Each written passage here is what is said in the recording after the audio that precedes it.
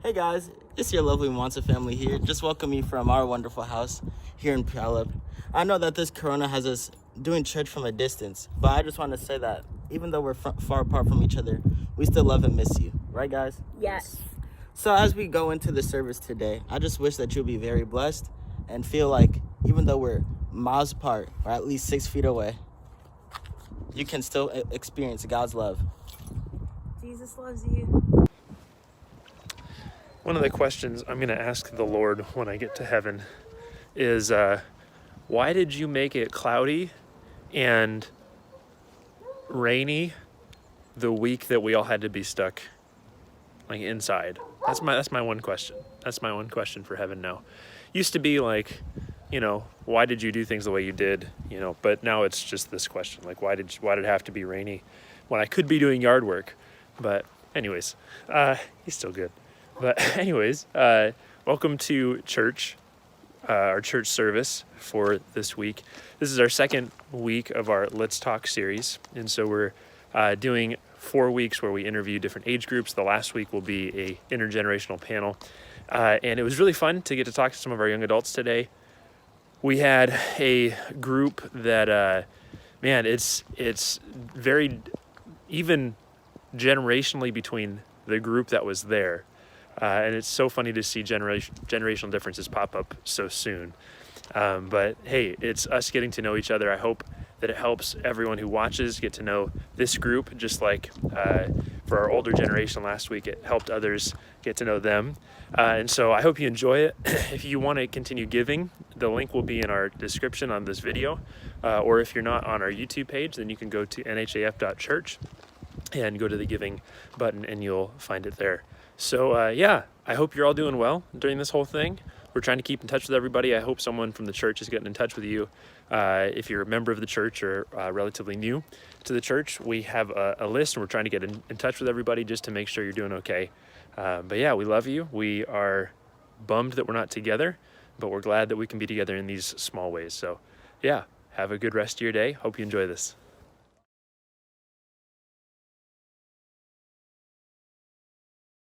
So how's everybody doing with the quarantine and everything so far? Woo! As good as we can get. So Tasha, I know you're back from college. So because your college shut down.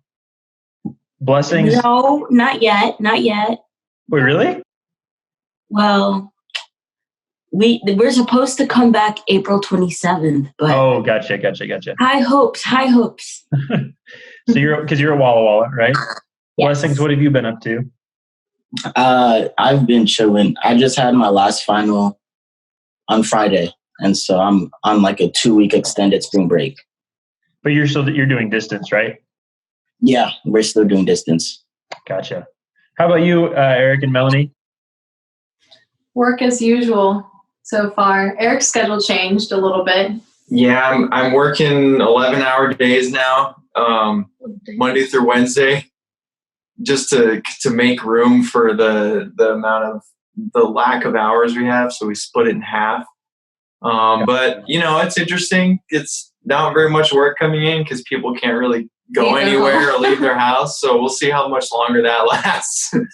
So because you work at a car dealership as a mechanic, right? So if any church members had a car, could they just drop it outside your apartment? You sound like you don't got much to do. So right? Sure, yeah, and just let me know. just leave it right outside. Throw the keys up in a sanitary. There you go. Yeah. Sounds good. Yeah. Well, yeah. How have we been doing, Ann? It's so boring. Yes. I'm super bored. You know me. I like to do spontaneous things sometimes and go out and do stuff, and I can't do that. So I'm getting a little stir crazy. He's totally fine. He's loving this. Introvert. So this is not bad. But yeah. So okay, here's the question that we're asking everybody to start out with. What's the worst style that you yourself ever rocked? So as you're thinking about that, let's see, who's ready to start out? It looks like Eric's ready to start out. I feel like I already, boy, I had really long hair as a teenager. It was like down to here and down to my nose sometimes, and I've been doing this all the time. Yeah, that was skater probably hair. the worst thing. Yeah, I had skater hair. Yeah. Yeah, that was pretty great. I remember that. I remember it because I was working at Sunset Lake Camp when you were around, and it was Eric had skater hair. But did you ever skateboard? Nope, I was horrible. That's what I wondered. So yeah, Melanie, how about you? I think kind of similar with the skater theme. I feel like 7th and 8th grade was a time when everyone was into that, at least for us. And like, regardless of your personality and your hobbies, that was the look. And then not fit my personality at all. So did you wear like what kind of stuff went along with that? Like skinny jeans, studded belts, like colorful, like hoodies and stuff with like labels on them. Didn't own a skateboard at all. Yeah, for sure. Or the skater shoes that would fall off your foot. Yeah, I remember kids in the hallway. They would just like kick their shoe off, and it would just fly down. Yeah. Yeah, our gym teacher, we weren't allowed to wear those to PE anymore, and if your shoe would fly off, you'd have to run a lap. That's how bad it got, huh? Yeah. How about you, hon? What's the worst style you I feel like mine's like along the same thing. I was gonna say the studded belts. Mine was specifically pink and blue. I had a very like pink and blue thing going on, to where I would like match my like braces, the colors, pink and blue alternating. And then like paint splattered clothing. Oh, yeah. I was really into that for a while. Yeah. Yeah. I decked everything out in that. Man, I think that my worst style, it wasn't even high school. I don't even know what I was doing in high school style wise. I think it was just before that I was homeschooled, so I didn't know what I was wearing. I would wear like cargo pants, the ones you could like zip off, like you could zip and turn into shorts. Oh, yeah. And but then they would end like this far above my shoes, and I would wear white socks with tennis shoes. And I think you can find a picture of that somewhere on Facebook, actually. And but yeah, it was pretty rough. That was my homeschool phase, and we don't go back there in pictures. So how about you, Blessings? To be honest, I think my most awkward phase was a long time ago. I'd wear these things, and they're called diapers, and that look just wasn't rocking with me. I'm being real. You're saying that you liked your style ever since being in diapers? Like after diapers, you were good with it? Yeah, because I dressed myself. Wow, that's some confidence right there. Dang, Tasha, what was his worst ever phase? His. I don't even remember. It's like you think you look good, and then you look back and you're like, yikes. Yeah. So it's like, I don't know. There was a time when we would try to twin with everything, so that might be my worst phase. There you go. No. Tasha, what do you think? What do you think your worst was? My worst phase was middle school, so everyone wore plaid shorts. And they're not cute. They were not cute. No, what? And we would like take pictures like this and like get glasses and tape them like right here. I'm like, what were we doing that for? There was a whole phase in high school that people would get these sunglasses, big plastic ones, but then they had slats across the front. There was no like lens. They were just slats. Oh my word, yeah. The shutter. I love those. Yeah. What those were for, but Dollar Tree sunglasses. Yeah, pretty much. But well, guys, so I talked with some of our older generation last week, and I had to look up the stuff that they were talking about. They were talking about like go-go boots and polyester pantsuits and big hair and things like that. So I didn't go through any of those phases. I know that. So, but how long have you guys been a part of North Hill? Specifically, Eric and Melanie, why don't you guys start? We started coming back in summer of 2018. Yeah. I don't remember what month. I want to say it was probably July or August or something Yeah, like end that. of summer, I would Yeah. say. Yeah. Yeah, newly married, right? Yeah, well, we've been married for almost a year. We Yeah. just Oh, okay, we gotcha. moved back over to the area though for Mhm. after I graduated and Melanie Yeah. finished her job. So Nice. And then how about you, Natasha and Blessings? Well, both of us started at the same time, so about 2 years now. Yeah. I And you don't. guys had come from a church in Fife that had shut down and Yes. came up our direction. Yeah. Yeah. I remember that. I remember when you guys first showed up. So how about Aw, us? Um, Do you remember? How long it's I been? think it's 3 years, isn't it? Honestly, I so think it's maybe it's 3.5 years. yeah, it's like 3 and 5 months or something like that. Yeah. I showed up in November of 2016. 2016. Yeah.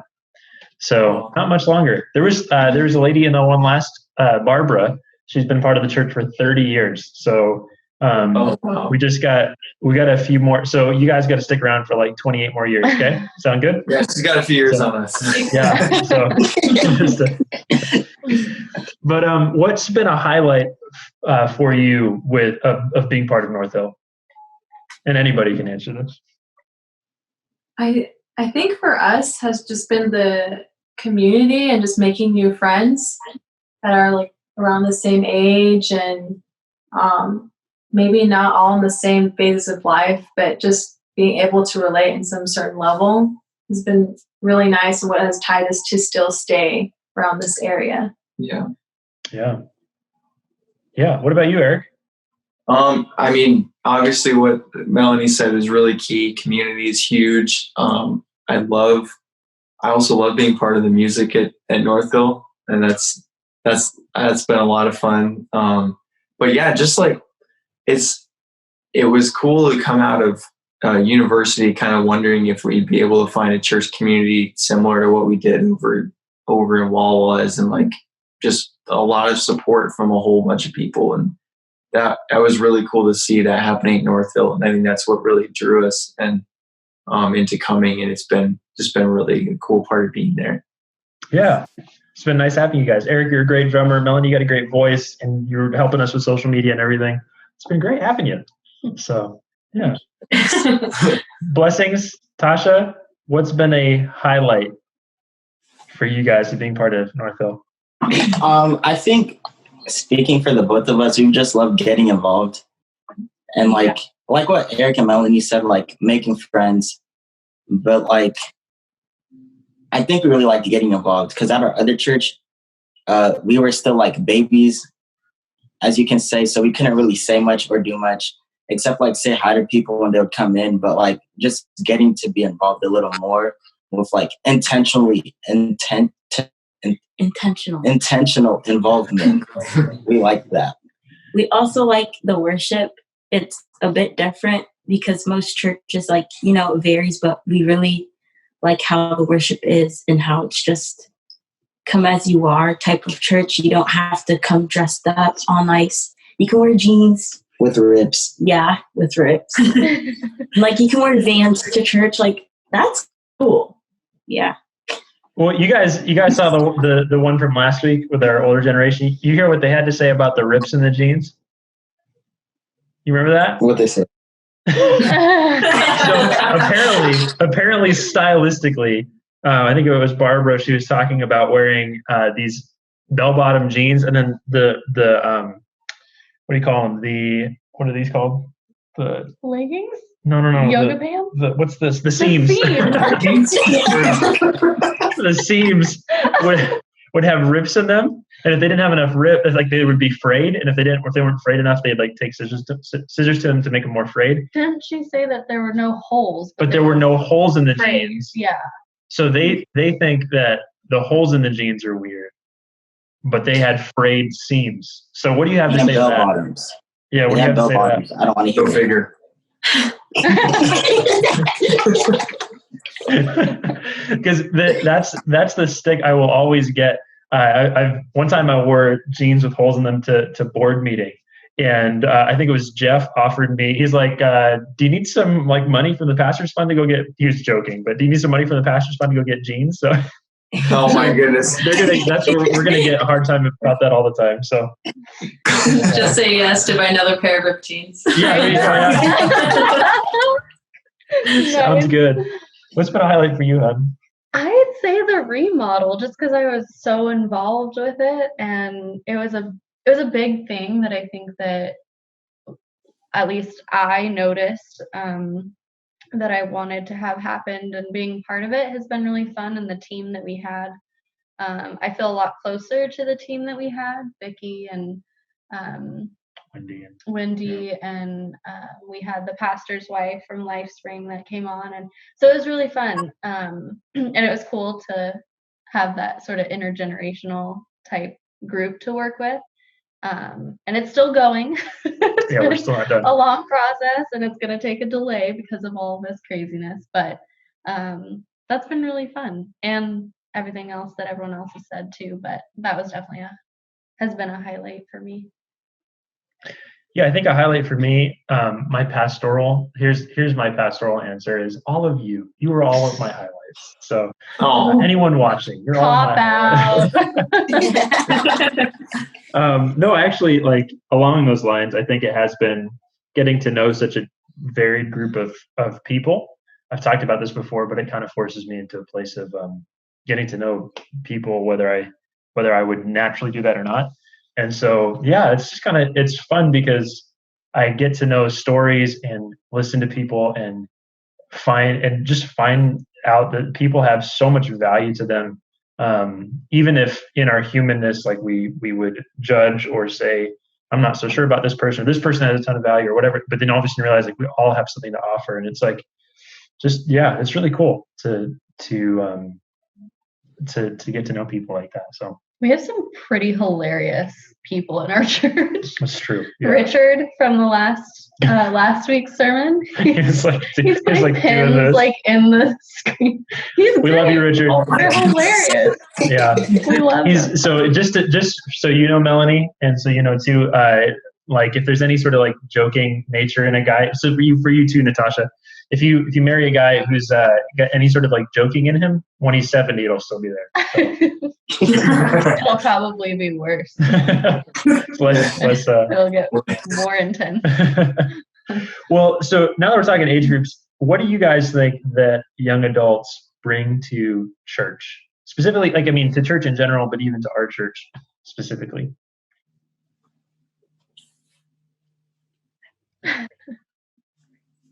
What do you think, Blessings? Are we starting? Oh, Blessings. You got it? Go for it, Eric. No, I'm good. Blessings, go ahead. Skip.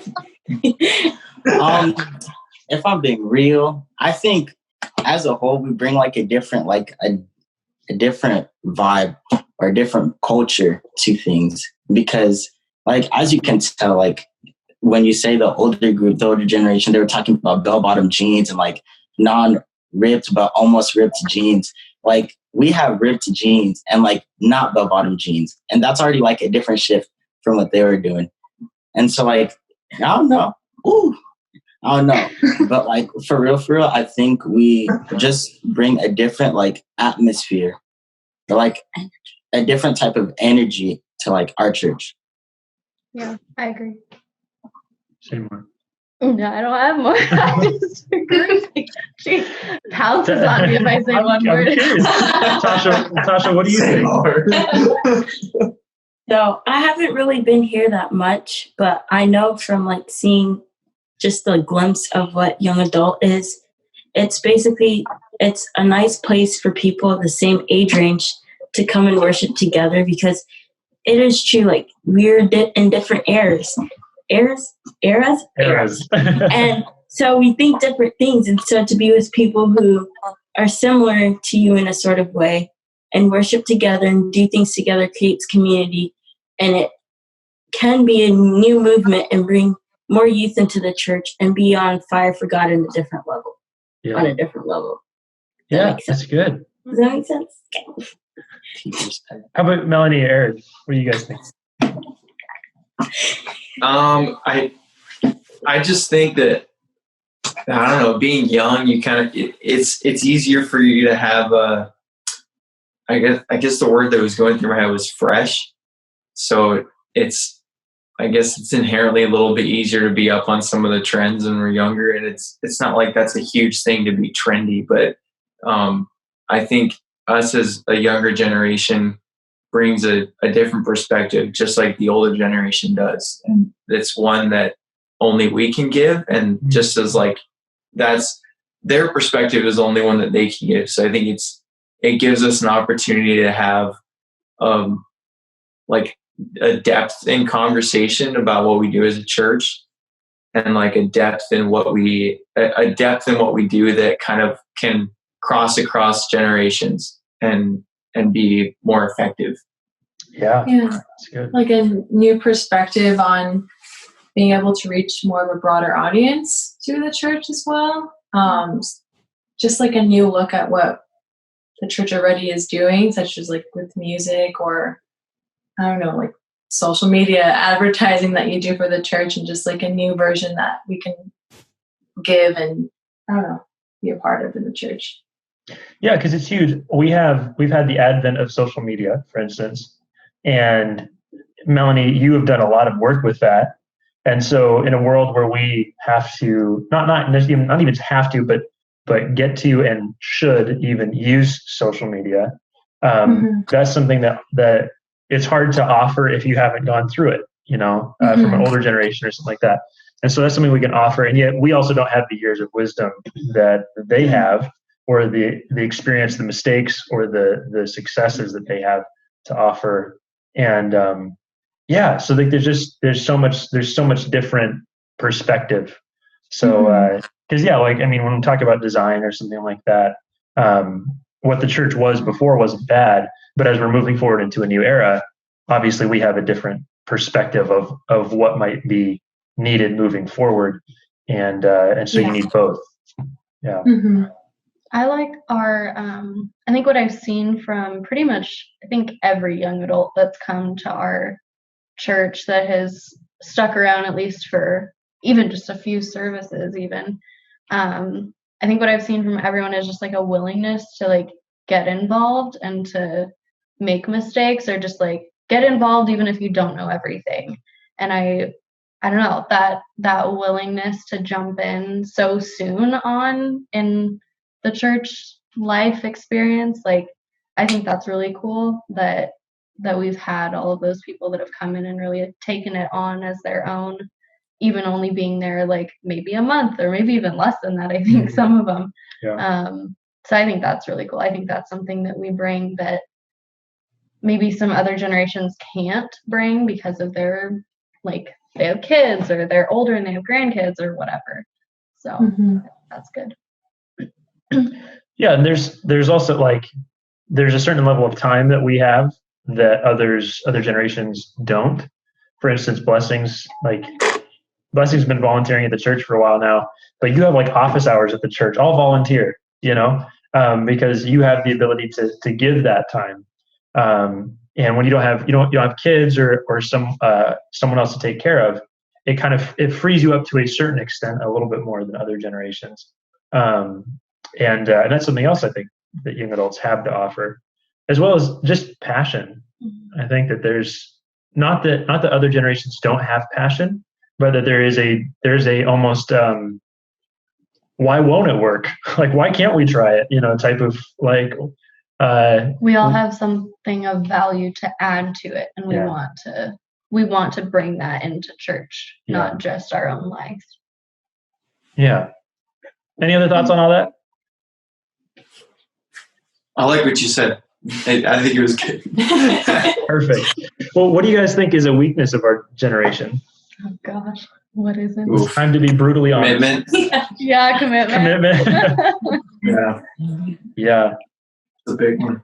Say more about that, because it is something. It's definitely something I notice where people in our older generation or parents with children both tend to be more committed to being at church or having time to or committing to serving for longer periods of time or things like that. Do you think it's because millennials will often get the bad rap. We'll talk about Gen Z here soon. Don't you worry, Natasha. But you get the bad rap of, like they're entitled, lazy, things like that. Do you think it's that, or do you think it's more, Let him answer. or do you think it's more like, yeah, go for it. No, I don't think it's laziness. I obviously it's case by case. It depends. But I feel like, especially as the millennial generation grows older, it's not often laziness. It's more, I don't know, too many pans in the fire, if that makes any sense. Like you try to balance a million different things, and so it's hard to commit fully to one or two, maybe. You want to do a whole bunch of different things. Yeah, and you want to do a bunch of different things. You want to have like this. You want to be able to do the things that you want to do, and you want to help out in a bunch of different areas. When you want to do them. Having strings attached. Still be involved, but then also not having that commitment just enough so like I'm not expected to be there. That's the thing. This is something that we kind of wrestled with, that's something that we've wrestled with is, how do we, because we want to be committed to being a part of church and to be committed to, to being there and helping. But for whatever reason, sometimes it's really hard to be like, yeah, I'm going to be there every week this month. Yeah. I don't know that we've gone our generation likes to, well, I don't know if this is true or not, but like we like to try new things and we like to explore and we like to travel and we like to do a whole bunch of different things. So like staying put is kind of hard, especially like seeing, I don't know, like our parents kind of doing the same thing, mundane things every day in their lives and not changing anything. Like we kind of see that, we're like, we don't want to do that. Yeah. So we want like happiness and work life and family life to be balanced.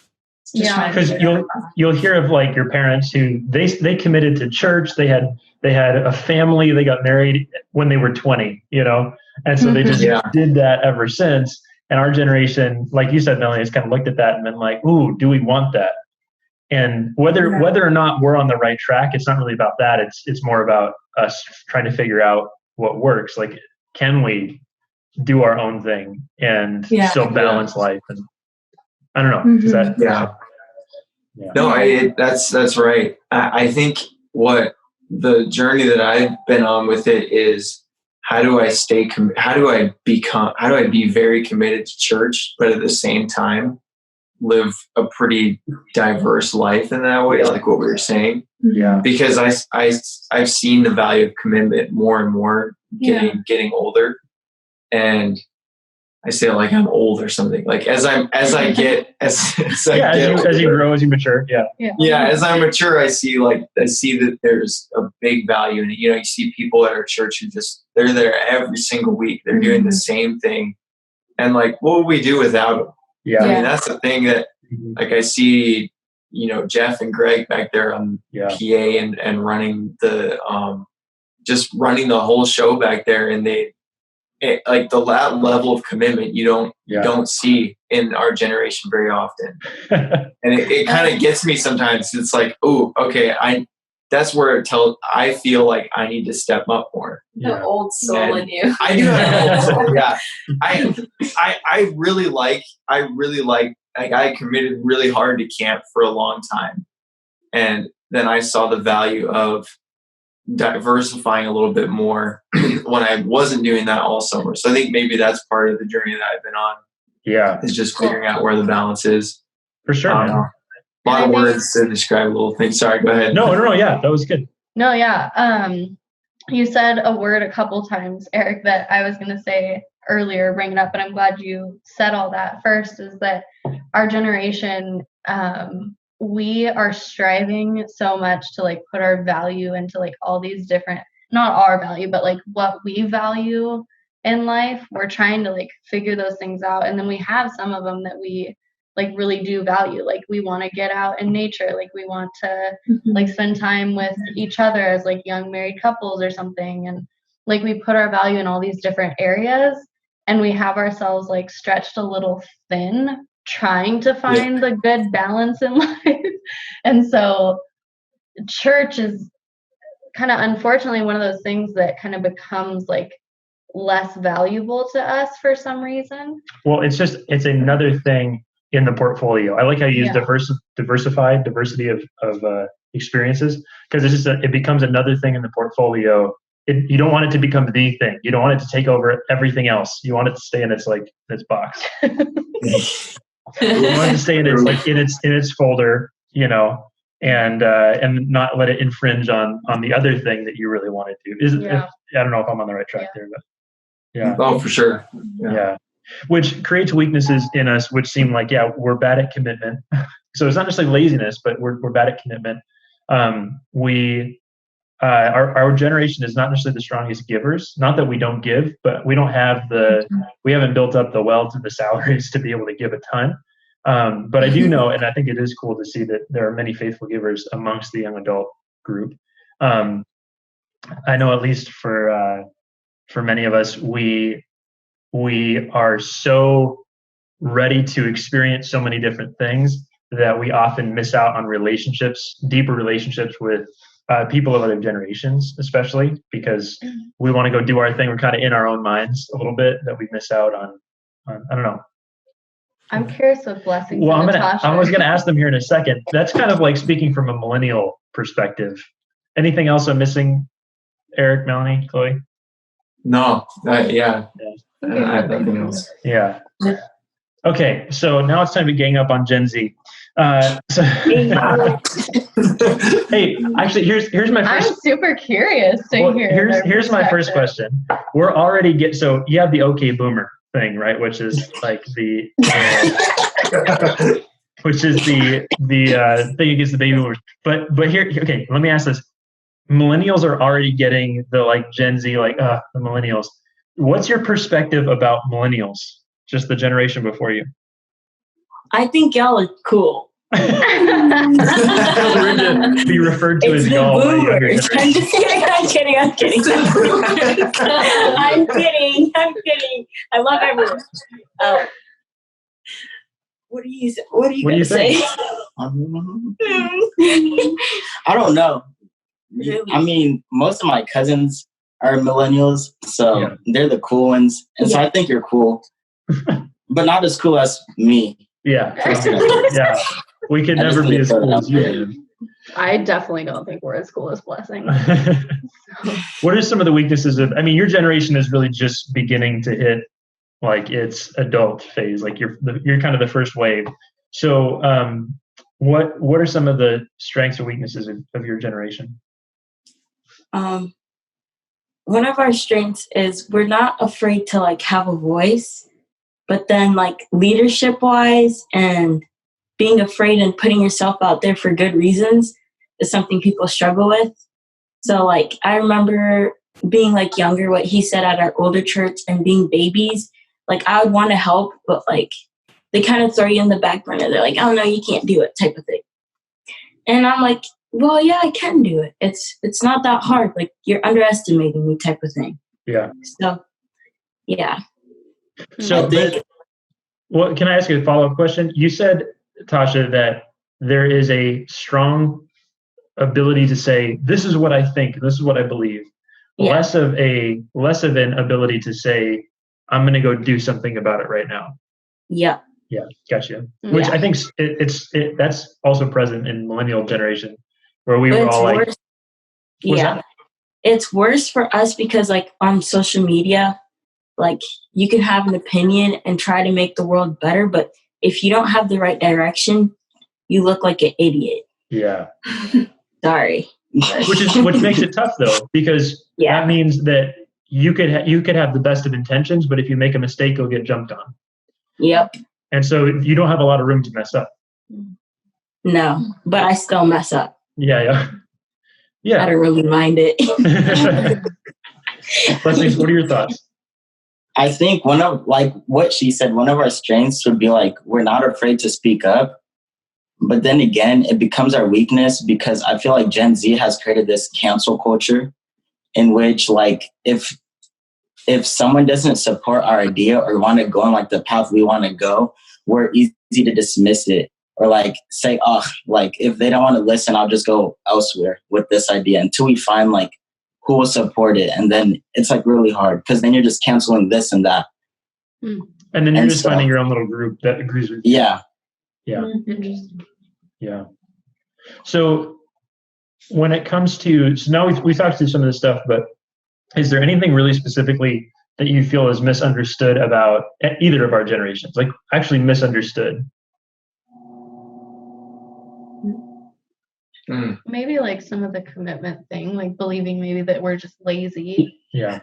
and not, I don't know. By misunderstood, I feel like sometimes our voices could be misunderstood because we might say like, hey, I want to get more involved or I want to do a little more and be like a little more. And then all of a sudden we get handed like a big plate and we're just like, we are like, how old are we? Like babies in comparison to the rest of y'all. And like, you're giving us this big responsibility, which might be good for us, but at the time, juggling school and all that other stuff, it might just be like overwhelming. And then we cancel it. So you're saying that there is from older generations, there's this like, finally you're here, here's everything. And then you're like, I can't carry that. Yeah. And then our pride or like our coolness, like personally speaking, like if someone gave me like a big plate of things to do, I wouldn't want to go tell them like, hey, like this might be a little too much, because then again, for me, I like to like accomplish things. And so then I'll make it my own challenge to like try to accomplish it. And it might not be the best, but at least I accomplished like that like, how can I say it? That task that I was given. Yeah. That makes sense. Anything else that you guys feel like is misunderstood? No, I agree with him. No, the only thing I thought of like right at the beginning was the idea that sometimes millennials think they know everything, which is sometimes true. But so you're saying that it's misunderstood that we think we know everything? Yeah. I mean, I think there's every stereotype has a truth. So it's definitely a stereotype that has some truth to it, that a lot of millennials think that they've got it all figured out, or that. What are you talking about, man? I don't know about you, but I'm 21, I'm 27, and I got it figured out totally. So I don't even. Okay, all right. Never mind. That's into the rollover. Yeah. Melanie, any thoughts from you? Any things that you think are misunderstood? I don't really know how to word it, but I remember, I think Claudia mentioned this before, of sometimes we are underestimated a little bit, like especially coming out of college and stuff. And I mean, we've been out of college for a couple years now, but we have like fresh skills and knowledge of the things that we have emphasized like 4 years of our life on, like just coming and learning and studying from, and then going out into the real world, or like even the church, and saying like, no, you don't know what you're doing, is kind of like an insult a little bit. Yeah. But it's like sometimes we don't even want to, like, what did she say? Like sometimes we don't want to learn, or like we don't want to be told how to do something because that we already know how to do. Yeah, exactly. I think that was it. Maybe we do know it. No, but like we're willing to learn, but I guess it's just like the way that it's shown or presented. It's about respect. We want to be treated with respect. Like since that's super important to me. But I don't know, maybe in like our generation as well, just like we know what we're doing, we're learning, and we're obviously willing to learn more, but like just to have more faith in us, I guess. Yeah. I totally agree with that. I have felt that from older generations, like even like my parents' generation too. Like, there's just some things that they'll approach you with, and they make you feel like dumb for like not knowing how to do it, or like even what it is or something. And I'm like, no, like if you even asked me, like I would know, and I would confidently tell you, maybe even like, yeah, I thank you for like asking me to be part of that, but I'm not interested. Like, but like, thank you for thinking of me. But yeah, just there's this kind of I love you, everyone who's older than me. There is this culture of advice that gets played out through not necessarily like the generation of parents with kids, but once you get a little bit older than that, there can be this advice thing that happens where it's like, okay, I've accumulated all this wisdom and now I'm going to bestow it upon you. And it's interesting because I think what you hit on when you're talking about respect, it's like, it's not that we know everything. It's that we want to be treated as an adult who has an equal amount to offer to whatever this is. So it's like back to that perspective thing. Like they have a different perspective and we have a different perspective. And if you were able to just have a normal conversation between the two of you, you would get to somewhere like really cool, like somewhere totally new that like both generations can bring to the table and like create like this new idea from. Yeah. Like that could be really good. But so I think like the misunderstanding is that we need to be either taught or we need to carry on exactly what the generations before us have started. Like some of the things that generations before us started, it's okay if they end, to us at least. You know, it may not be okay to them, but it's okay to us if certain things end. It's okay to us if we make mistakes that maybe they've already made, but we just want to make the mistake ourselves so we learn from it in our own way. And so, yeah, like I don't know, am I encapsulating that well? Yeah. So, but yeah, anything else, guys? Anything else you feel like is misunderstood? So what's it been like growing up through, and I'm actually going to change this question a little bit. What has it been like growing up with technology? Because we for us who were millennials, we kind of hit cassette tapes onward, floppy disks, and we hit that onward. I know for Gen Z, you guys have pretty much grown up with, you had an iPad from when you were 2 years old, right? That's how it worked, right? No. So, Tasha's like, wait, hold on. I'm messing with you.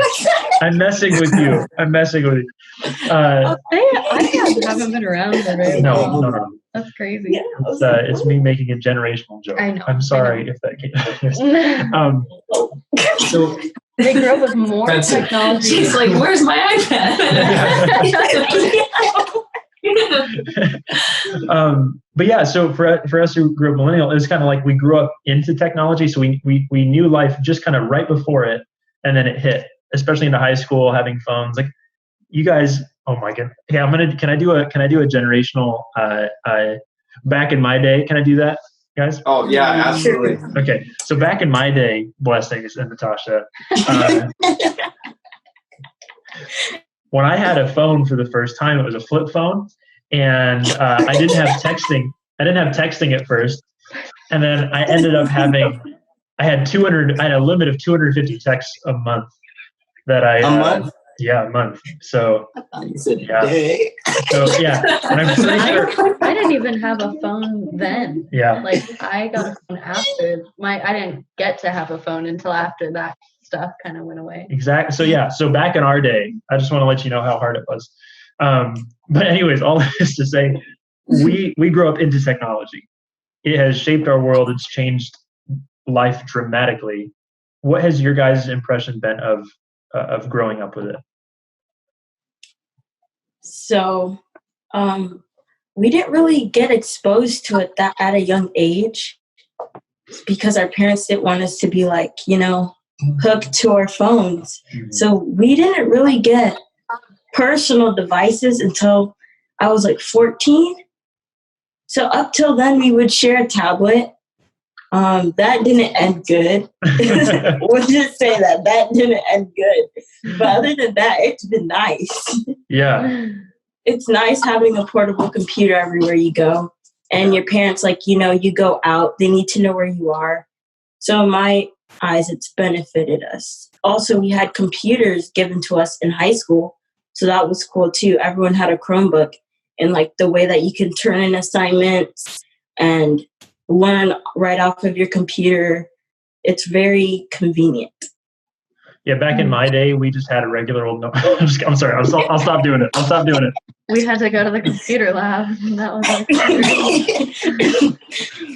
How about what, Eric, Melanie? I'm gonna come back to you, Blessings. But what have you guys felt like technology? What kind of effect has it had on us?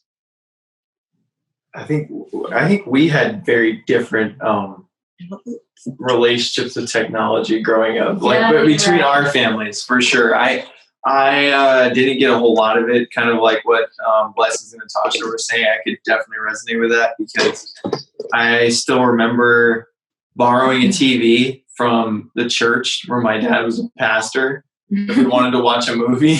And he'd take like the VCR and the TV home for a Saturday night, and then my dad would bring it back to work with him on Monday. Like that was normal. We had like a tiny little TV and when DVD players came out, they got like the most discounted one, and it would fade light and dark during a movie. So sometimes I remember standing in front of this TV, like right up next to it, trying to see like what was going on. So they would bleep out curse words too. Oh man, yeah, they found some DVD player that would bleep out curse words. Yeah. And they were like, "Oh, this is so exciting because we want to make sure you're watching." Protect the kids. Doesn't make any sense, but it ended up blurting out the whole line instead of just the curse word. Yeah. So things just wouldn't make sense. So I think we ended up just turning the feature off because there's no important plot points just totally gone. Yeah, exactly. I had a phone when I started high school. Yeah. And then I was frustrated because my younger brother got a phone at the exact same time. And he was in 6th grade. Blessings feels it too. Yeah, it's just like, what in the world? So I guess, I don't know. I think for me personally, I definitely see the value of technology. I see a lot of value. And I think it's cool because we've always grown up seeing, you see something new all the time.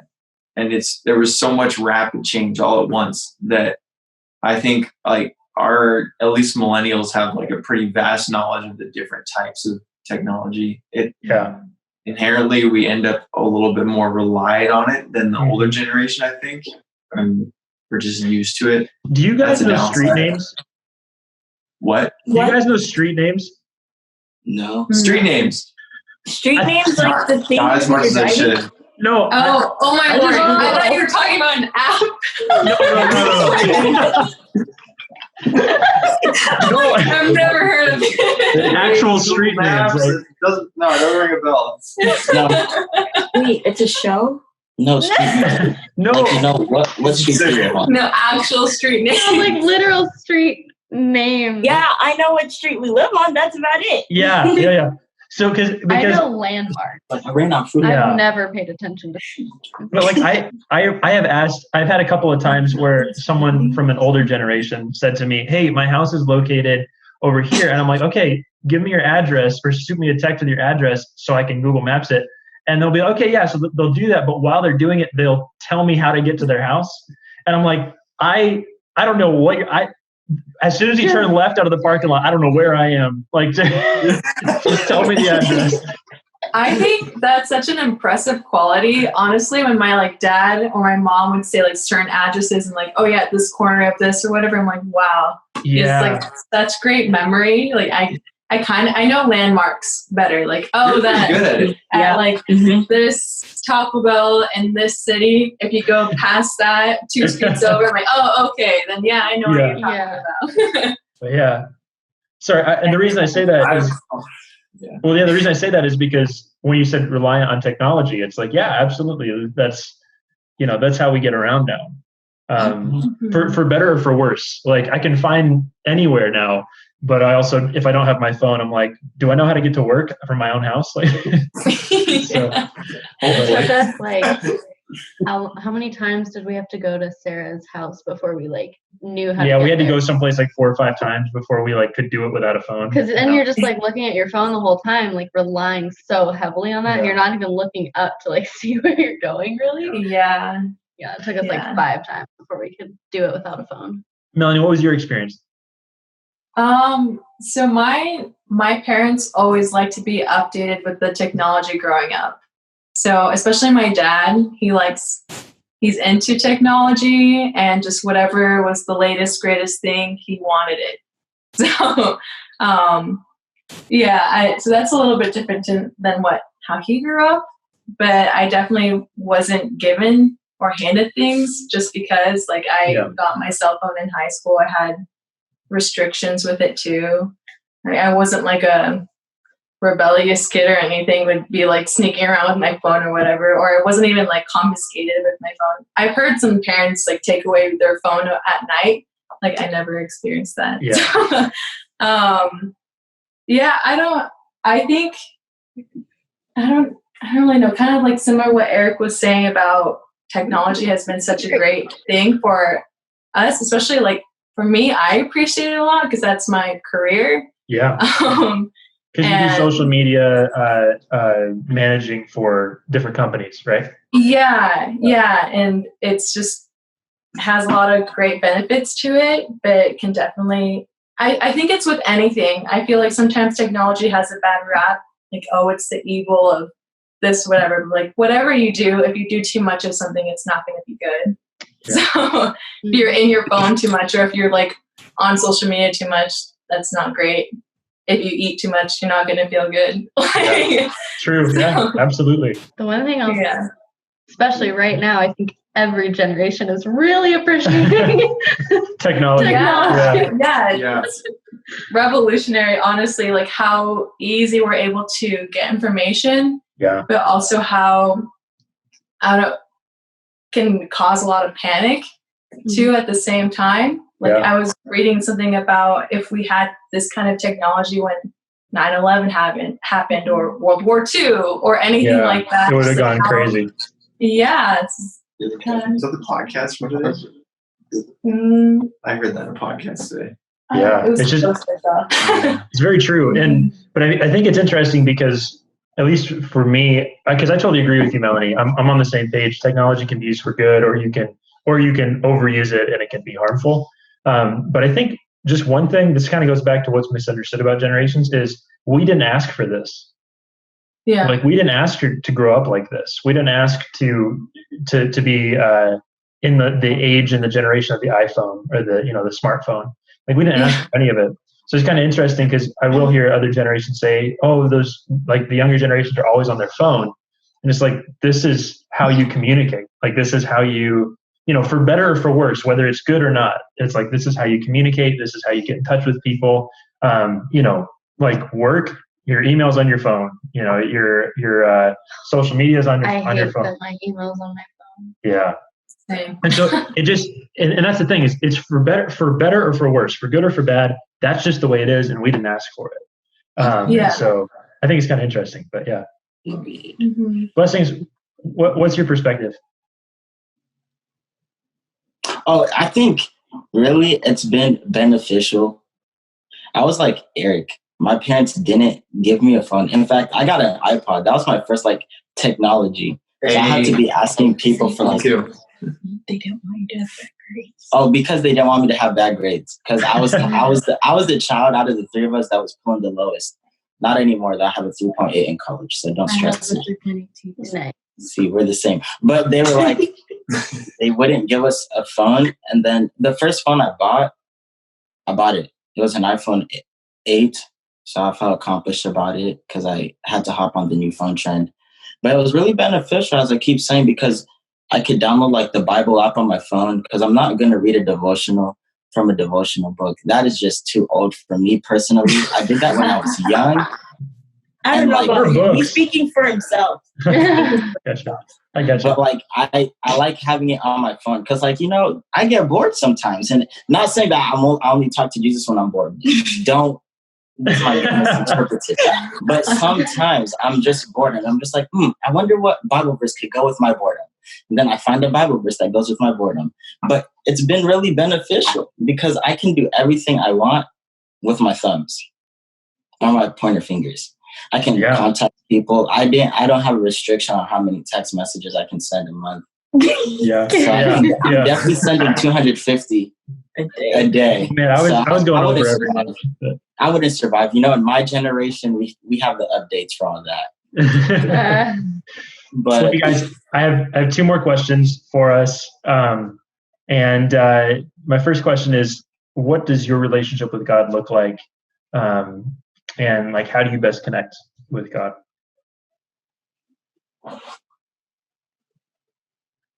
But since you kind of already said a little bit, but do you want to? oh yeah, I can elaborate more. For me, my like relationship with God, it like is through like music and like reading my Bible app plans, which is basically a devotional, but on my phone. Because like there are times when I could be like, I wake up in the morning and I wake up like 15 minutes early, and so I'm like, oh, I have time. Like I can get it not out of the way, but like I can do it now. Or yeah, I'm gonna expose myself here.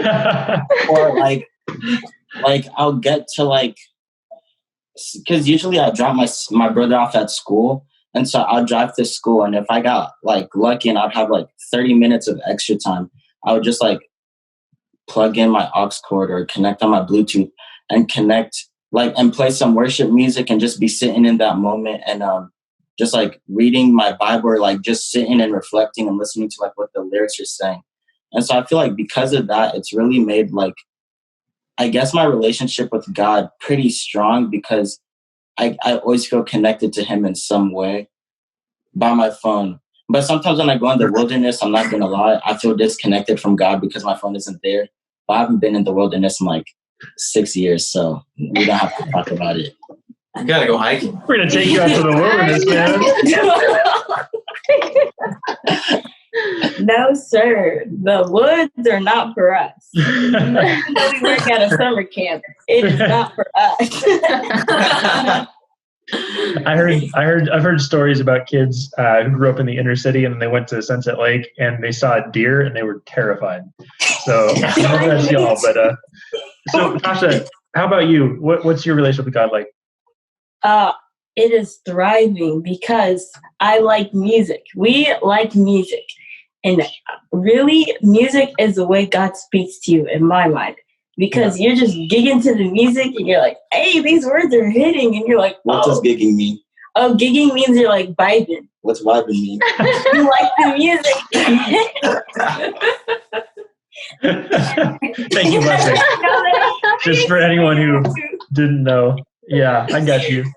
Okay, it means we like the music. I got like, you. Yeah. You like, hey. Okay. Yeah. And so I usually listen to music and journal because like journaling is like, it's like peaceful and like you can do it by yourself. I like doing it by myself because when people start talking to me, I get distracted. I get distracted so easy. So like, don't like try giving me two things because like I'll forget about it. So we like listening to music and I journal and that's about it. Yeah. Yeah.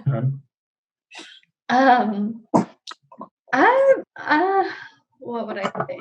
My relationship with God is very just it's kind of like just a casual conversation in my head a lot.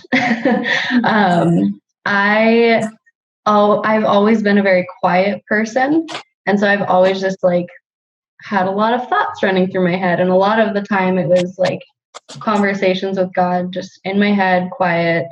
I really appreciate quiet space, like just calm, quiet space, and those times are really beneficial for me to just have a clear head to really spend time with God, but it's always usually just a casual conversation. Music has been a part of that sometimes, but not a whole lot. Church has never really been a place that my relationship with God has thrived. Irony. Part of it because of the church I grew up in, and then just because of that, my relationship with church has been kind of it's like filtered through those lenses, and so my relationship with God in that space is not like growing necessarily. With people, with interactions with people, it's good, but usually it's just like little conversations with God throughout the day that have been really good for me. Yeah. Eric, Melanie? I think it's pretty similar to Chloe, but I feel like I go through phases throughout life of like, oh, I really connect with God through music right now, or journaling. But right now it's been silence and just talking out loud in prayer. Yeah. And we've gone through a lot the past couple of years, but especially right now, it's just been a lot of gratitude. I've been thinking about a lot, and just like thinking of the little things that I have in my life. Because especially I don't know, maybe right now in our culture, it's like we want all these things. It's very materialistic. We want to try the latest, best things. And sometimes I just have to like step back and think, wow, God, you blessed me with so much. And that's just how I've been connecting with him a lot, and just thinking about all the little things, like especially right now we're so blessed to still have our jobs, and just thinking about like those things. And even though it's kind of unmotivating and to work right now with what's happening, but it's just to like think of the positives and just connecting with God in that way. Yeah. Has been at least the thing that I've been connecting with him with. Yeah. Mm-hmm. How about you, Eric? Thank you, Melanie. How about you, Eric? I really like what Chloe, what you were saying, and Melanie, what you were saying about how just like this conversation in my head. I find myself doing that at work quite a bit. Yeah. And just through whatever's going on, there's something that will come out of my head that's like directed towards God. It's like, okay, this is just how my day is going, and it's just kind of just there. And I do connect a lot through music. I wish I could do more music by myself, because there's been times in my life where I've really connected with even just like going and playing drums by myself to worship music, or that was like a big thing. I used to go drive sometimes and just talk. But lately, I guess the struggle for me has been finding the time and the space to just have a moment just to like read a devotional or listen to a song or something. Because I feel like I'm just constantly going. Yeah. And the times that I actually end up connecting with God is while I'm going. But I feel like I would have a stronger connection if I actually just took a few moments just to sit down and just be still in his presence. And that's something I don't know. I recently the small groups has really it's really been a big connection point for me, just because it's almost like this conversation that we're all having together, and I feel in a way it has strengthened my own relationship with God, made me, driving away from there, just continuing to think about what we talked about and everything. And like just revelations about what he's done for us, mainly where we'll see something that had happened a few months prior and how it continued to play out, and how we saw God's hand in it. Like we knew that it was, we were following God's lead, but we didn't know why. But then a few months later, it all made sense. Yeah. That's like a big thing for me. Even just coming to, and this was a couple of years ago, but this is how I feel about it. Just coming to North Hill, like I got a call from Jesse right as I was like going to a job interview or something like that. I remember that. We were trying to figure out if we're going to live here or whatever. It's like those moments for me are just like, okay, wow, God is here, and he's trying to say something. That's so cool, man. Yeah, because I remember that call, and it was I was just calling. I just was calling to connect with you guys, and we ended up praying, and that's the job you have now. It's really cool, man. I think it's interesting. I just want to say something.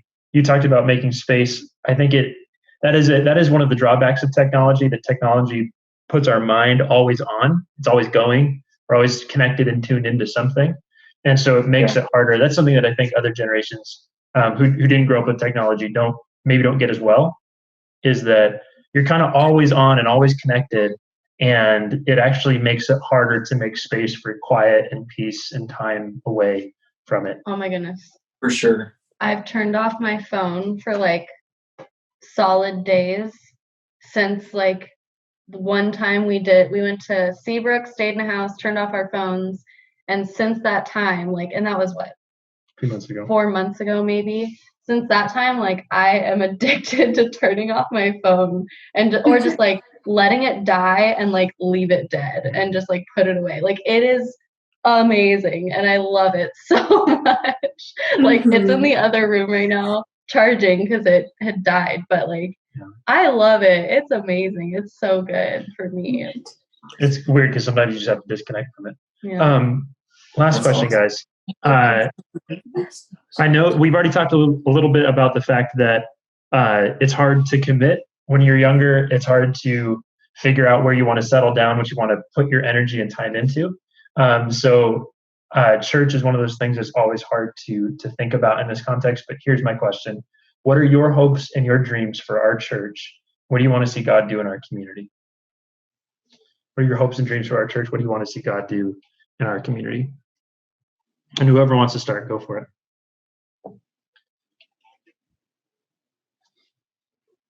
Man, what excites me about our church is the strong community bond and the ability that so many people have to welcome others in. So I think something that I'd love to see is an increase in welcoming other people and having more people come to our church. And community involvement.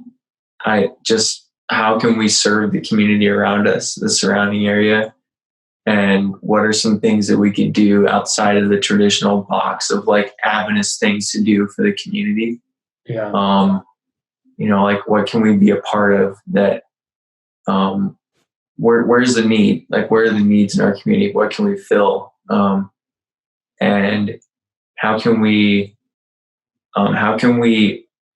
grow the relationships that we started between the generations in our church?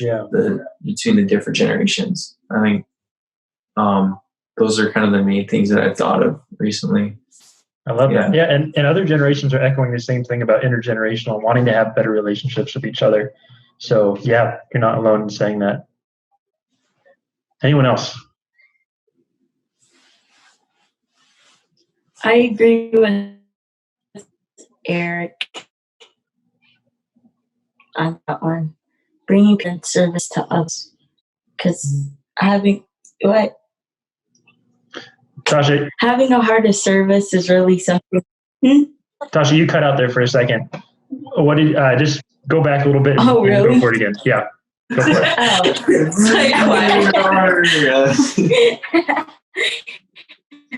I agree with Eric on the service and bringing others to the church, because service to others is something that I would like to do. Even though I'm not here as much, I'd still like to see that in the church. I think it's really neat to help others. And not only that, but the community is amazing at North Hill. And so service to others and bringing others to the church. Yeah, I love it. Melanie, blessings. Yeah, pretty much echoing what everyone else said, but I want to see a welcoming church. Like, our church has kind of prided itself on being a very welcoming church, and they are. And I'm not saying we aren't, but I think we can definitely do better. And that's one of my hopes, is that, like, with Sarah taking on the Connect Elder position, I think is really cool, and like and blessings, like being part of the greeter team. First impressions. And I think that, and like I'm part of that too. And I think what gets me though is that like we have this awesome group of like greeters, but then what if like our entire church was like just people that do that? Like right now, like right now, like we're not, and that's okay, and that's just something that we need to grow in. But like, imagine if a new person walked in and like not only met all of us greeters at the door and like got invited in that way, but then once they're in the lobby, like people are there to talk to them because they just genuinely want to talk to them. Like, that would be so cool. And like sit down next to someone that genuinely wants to meet them. Like, imagine if they left that building meeting 5 people and they felt like those people like genuinely cared about them, even though they didn't know them. Like, that's something I really want to see. Yeah. So, Melanie, blessings. I agree with what Chloe was saying. Like, that would be really cool just to see, like, I don't know, sometimes like when my family was like church hunting after our other church like was discontinued, it was like weird because that church we were all welcoming, and then we went to a church and everyone was just like, we walked in and walked out, and I tell you, the only people we knew or met were our cousins. Like, no one else like reached out to say hi, which is fine. Like, that church probably wasn't with the program, but like it would be cool to see our church be with the program 120%, not just like, hey, happy Sabbath, but like, happy Sabbath, how are you doing? Welcome to church. You just left Tasha hanging. That's what it was like a visual, you feel me? yeah. Hey, like, you see, like, and not just it, like artificial, like, everyone at church is saying, oh, we need to be like a greedy church, so we got to be with the program. But like, because I feel like it would have to happen with us, like growing with each other, like creating them bonds, so you don't feel awkward about doing like being greedy or being outreachful. But like, then it would just be cool. That is not a word. Okay, listen, I'm making words as we speak. Making words, but like, I got your point though. We I got your you. point. Yeah. see, they got it, Miss Critique over here. But yeah, it would be cool to like see us become more welcoming and more like genuine, loving people for our community. I love it. Yeah. More like Jesus. Yeah,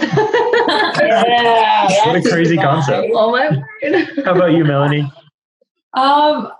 Honestly, just what everyone was saying is like the ideal church that we want to go towards and want to have. I do know that like the church's current state is something that I'm really proud of.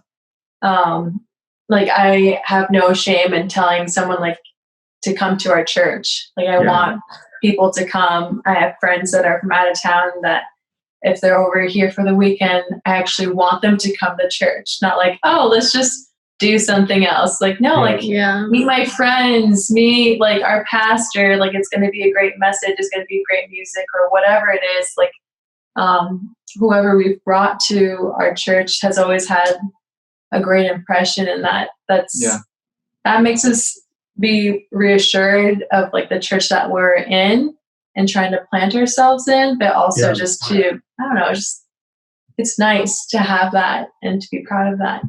So. Yeah, that's awesome. Yeah. And it's nice to hear that. I'm sure it's nice for a lot of other people to hear that because, and we've talked about this, we're sitting on the shoulders of people who have started this church, planted it, then faithfully kept it going and have brought other people in and have loved them well.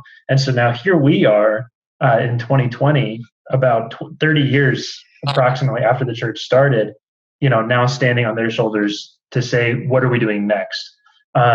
Because a lot of them are older, are phasing out, retiring, and things like that.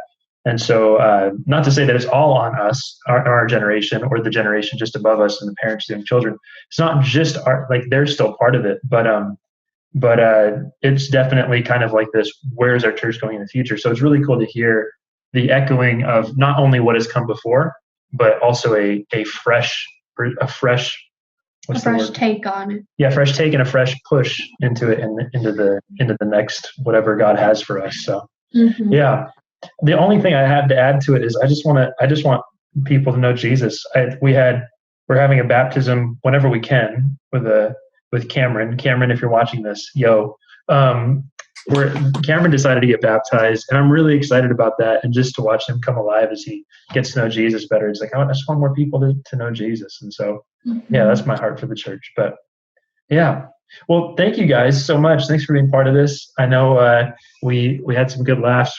To anybody who's watching, we love y'all, and we're just excited to be part of church together. So, yeah. Tune into the vlog next week.